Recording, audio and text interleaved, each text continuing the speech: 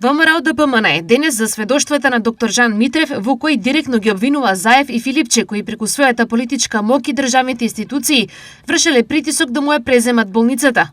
Председателот на СДСМ Венко Филипче од Охрид на новинарско прашање ја обвини тендер коалицијата на ВМРО ДПМН Изнам за изолирање и за кампања на лажни вести. Подолг период укажуваме дека ова криминално дуел Заев Филипче мора да одговара за своите постапки. Речиси секојдневно излегуваат нови сведоштва, признанија и сериозни сомнежи за начинот на кој функционирале додека ја воделе државата.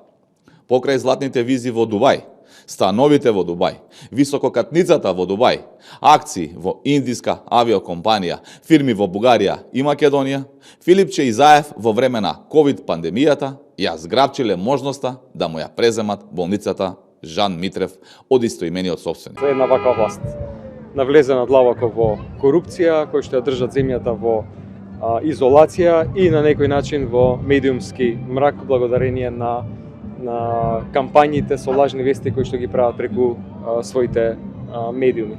Мислам дека ниту една политичка партија не треба да даде поддршка на ваква власт, затоа што со оваа власт, тендерска коалиција на ДПМН и Знам, Македонија нема иднина.